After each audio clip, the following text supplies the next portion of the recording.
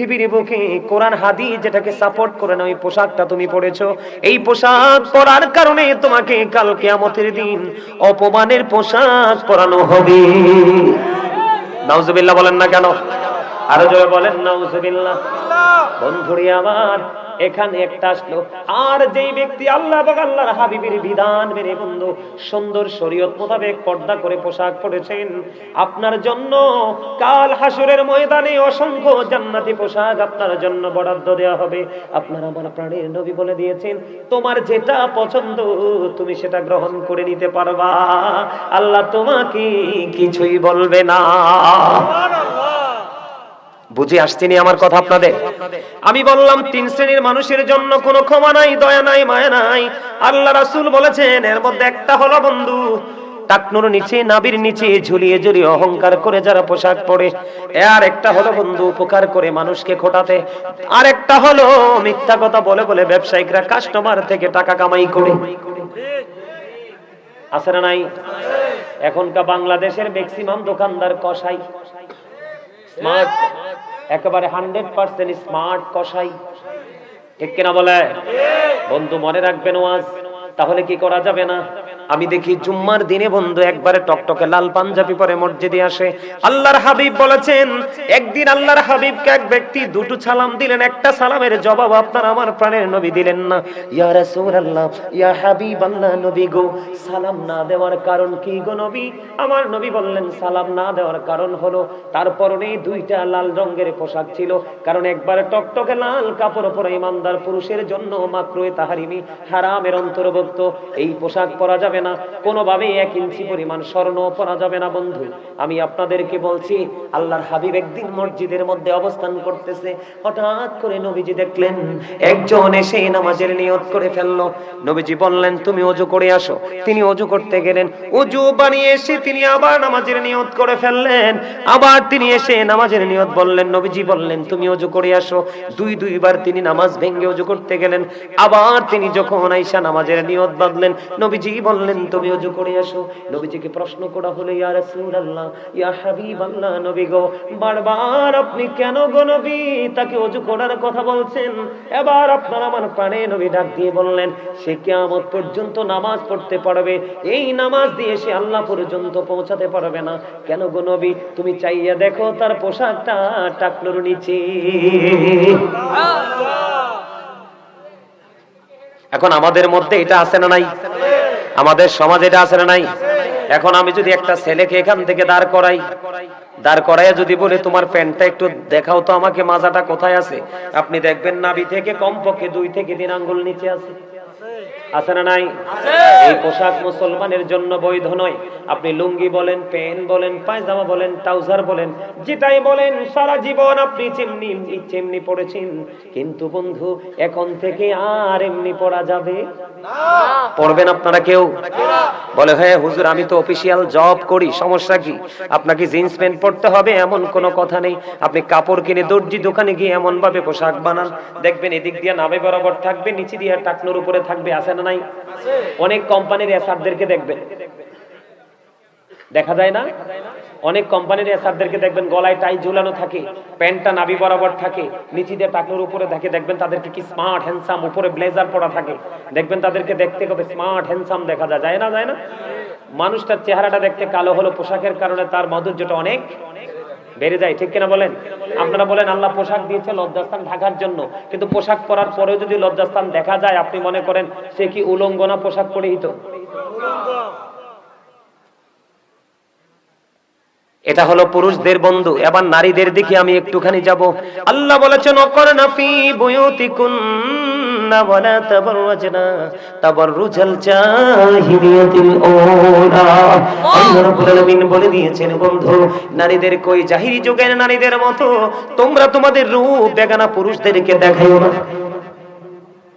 সুবহানাল্লাহ বলে না কেন? সুবহানাল্লাহ। আরো জোরে বলেন সুবহানাল্লাহ। এখন মহিলারা দেখায়নি রূপ। সর্বপ্রথম বলবো নবীজি বলেছেন যেই মহিলা পোশাক পরার পরেও তার অঙ্গ দেখা যায়। এখন আমরা কুমিল্লাতে অনেক মেয়ে আছে না, অনেক মহিলা আছে না, এমন পাতলা শাড়ি পরে শাড়ির দিকে তাকাইলে তার বডি দেখা যায়। নবীজি জানিয়ে দিয়েছেন যেই মহিলা পোশাক পরার পরেও তার অঙ্গ দেখা যায়, তার বডি দেখা যায়, তোমরা মনে করবে এটা পোশাক পরিহিত নারী নয়, ওই নারীটা ল্যাংটা। নাউজুবিল্লাহ বলেন না কেন? আরো জোরে বলেন নাউজুবিল্লাহ। আপনারা মনে করবেন যেটা এরকম ল্যাংটা পোশাক পরে, কি পরে? যেটা এরকম উলঙ্গিনী নারীদের মতো পোশাক পরার পরে অঙ্গ দেখা যায়, বলে হুজুর অঙ্গ দেখা গেলে সমস্যা কি?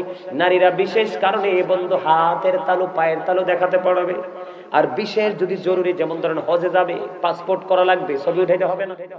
জিকির করতে করতে করতে করতে কেউ যদি আল্লাহর দিকে 1 বিঘা পরিমাণে গিয়ে যায় রে, আল্লাহ রাব্বুল আলামিন কথা দিয়েছে, হাবিব আপনি জানিয়ে দেন আমি আমার বান্দার দিকে 1 গজ পরিমাণে গিয়ে আসি।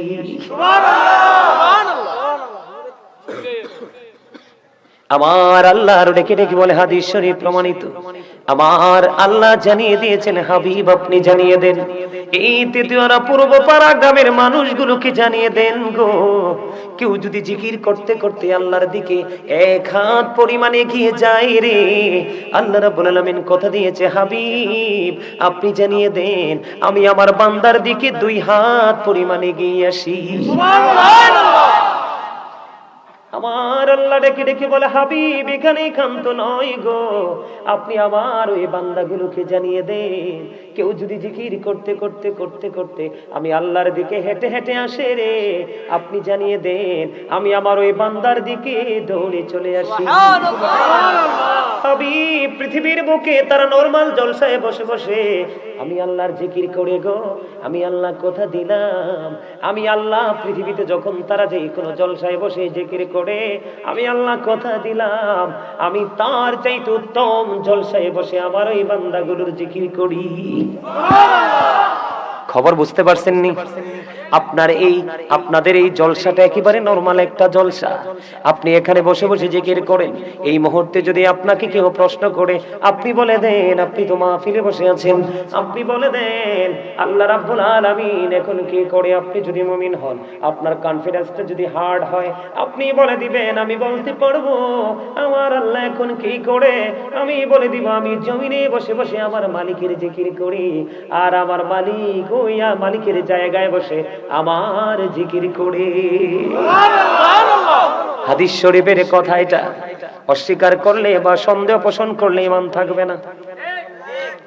এখন আপনাদেরকে আমি বলি বন্ধু, জিকির মানে হলো, জিকির হলো আরবি, জিকির হলো আরবি শব্দ, বাংলাতে বলা হয় স্মরণ, ইংলিশে এটাকে বলা হয় রিমেম্বার।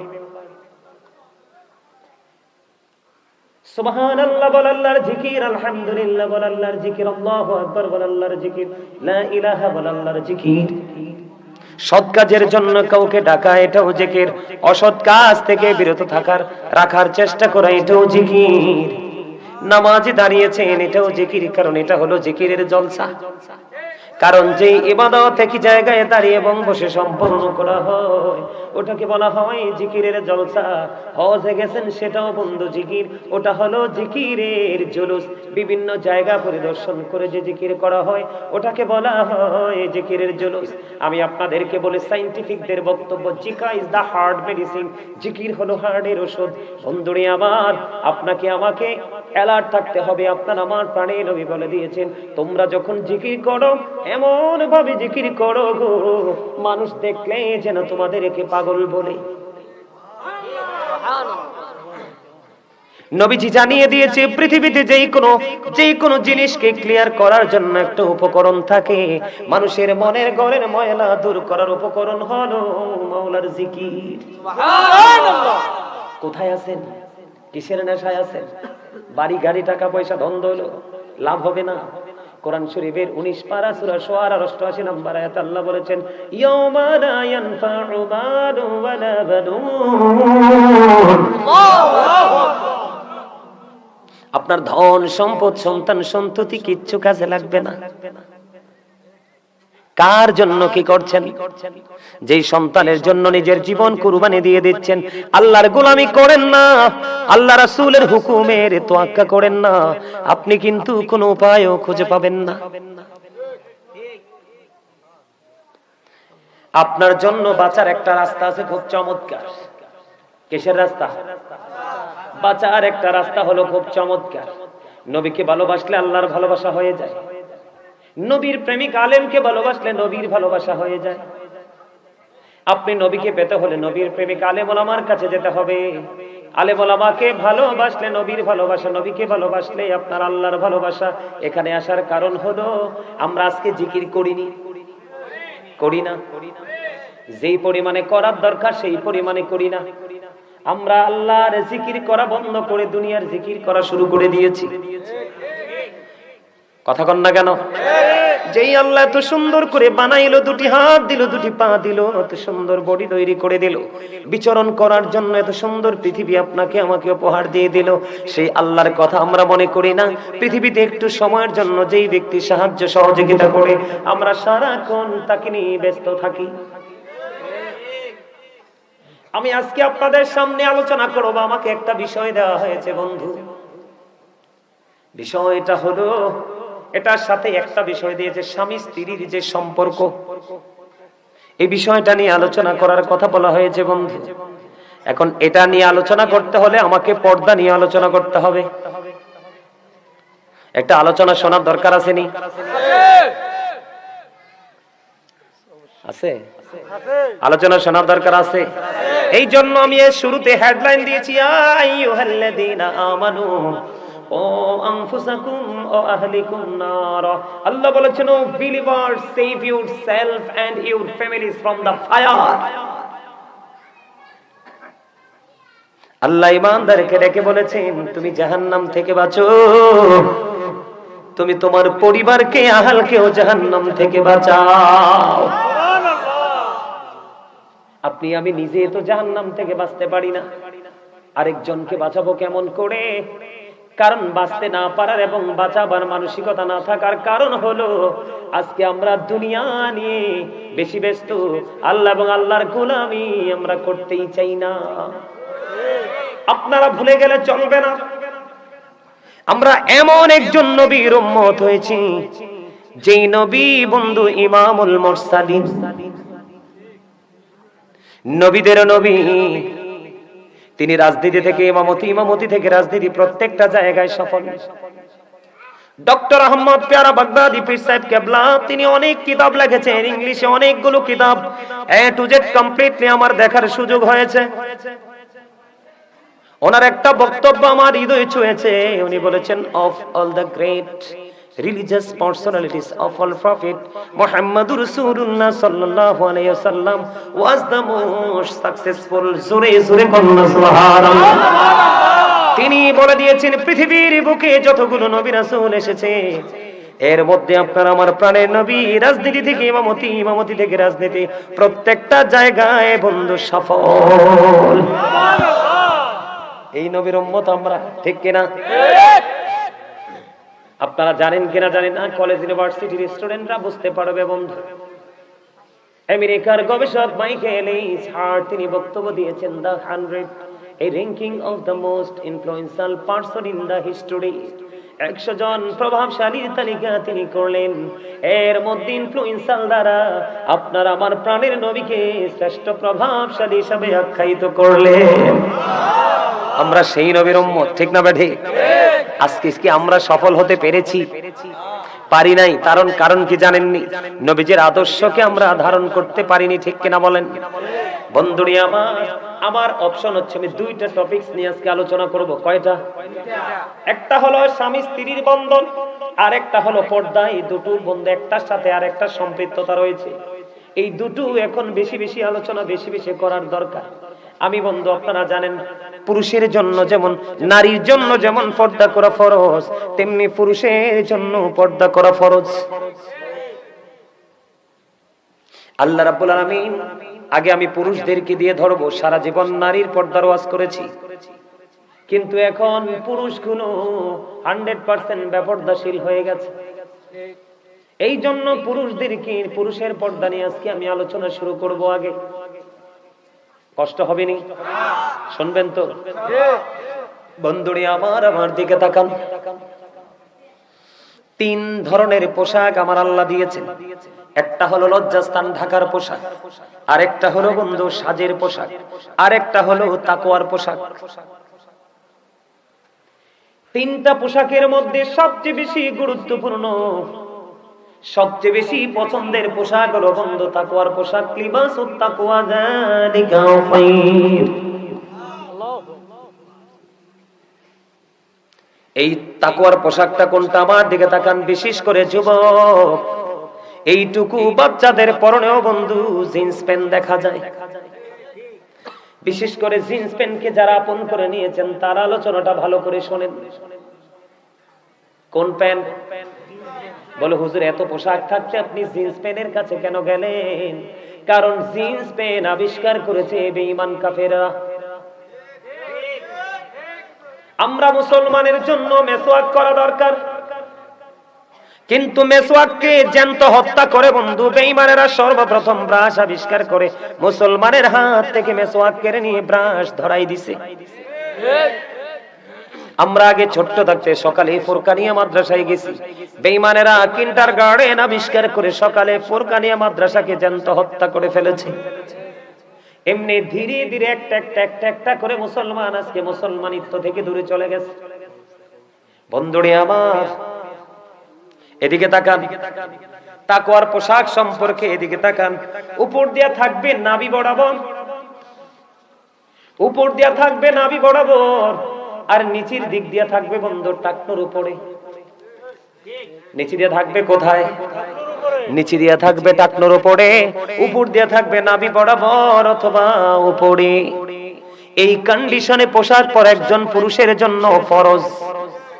এখন আপনি উপর দিয়েও রাখলেন নাভির নিচে, নিচে দিয়েও রাখলেন টাকনোর নিচে, আপনি ফরজ তরক করেছেন। বুখারী শরীফের মধ্যে এসেছে ওই সমস্ত পোশাক পরনেওয়ালা বান্দাগুলোর ঠিকানা হলো জাহান্নাম।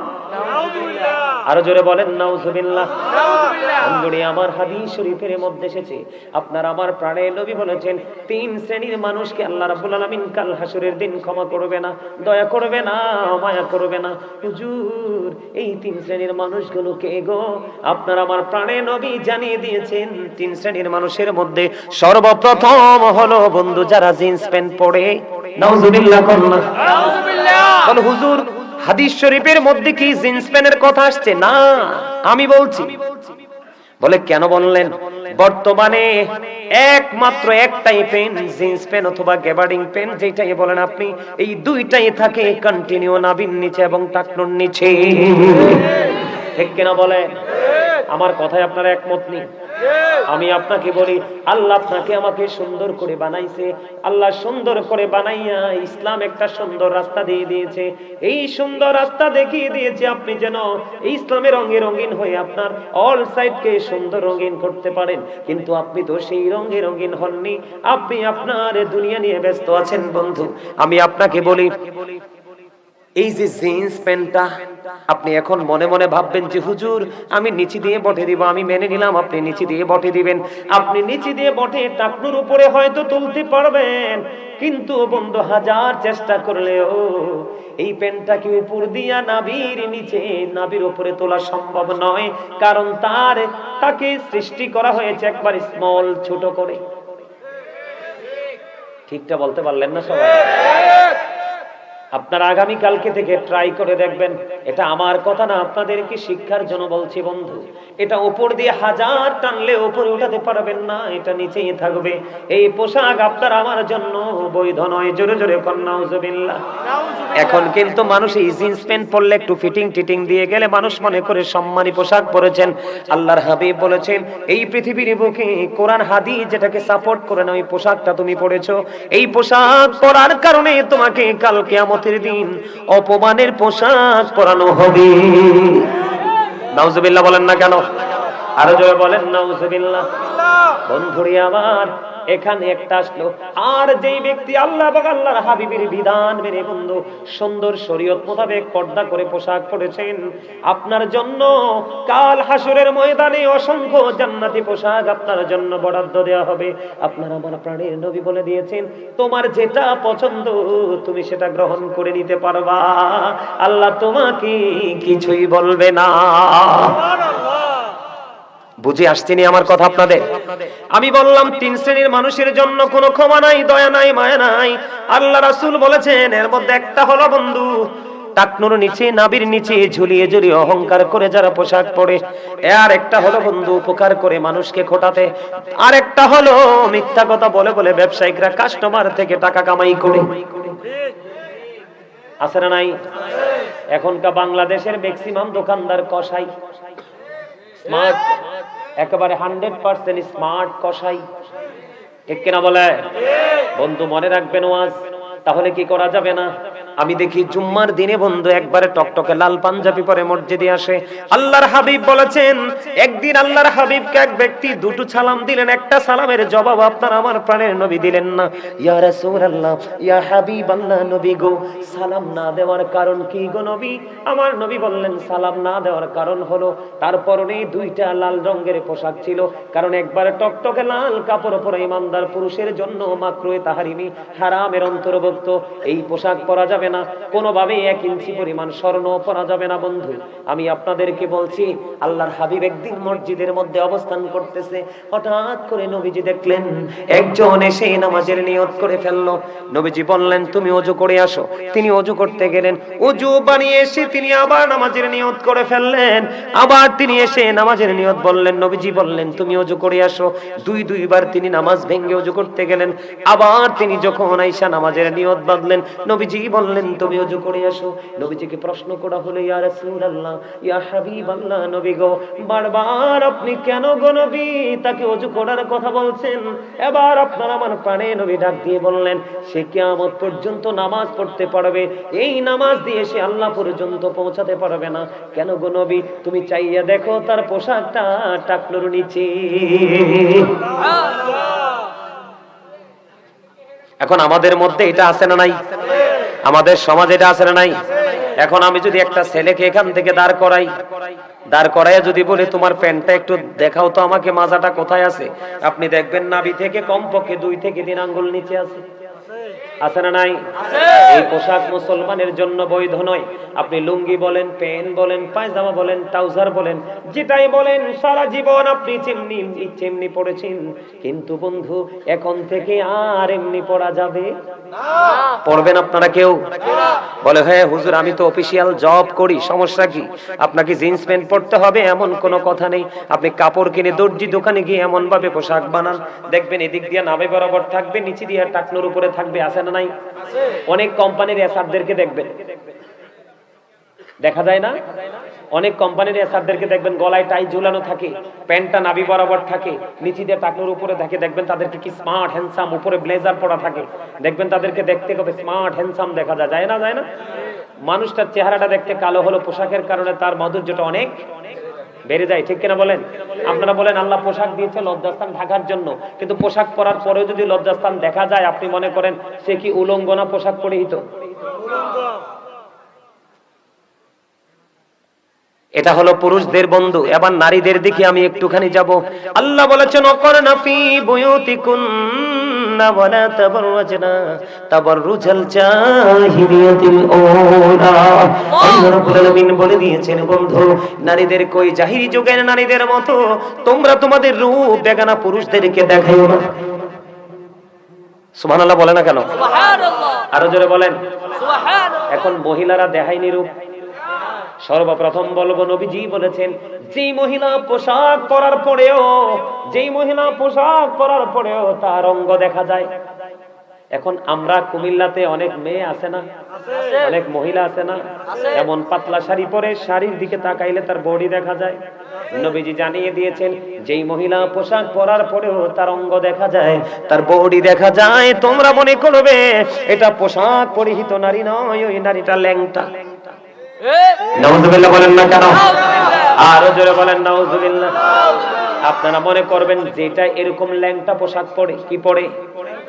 যেটা এরকম উলঙ্গিনী নারীদের মতো পোশাক পরার পরে অঙ্গ দেখা যায়, বলে হুজুর অঙ্গ দেখা গেলে সমস্যা কি? নারীরা বিশেষ কারণে বন্ধু হাতের তালু, পায়ের তালু দেখাতে পারবে। আর বিশেষ যদি জরুরি, যেমন ধরেন হজে যাবে, পাসপোর্ট করা লাগবে, ছবি উঠাইতে হবে না?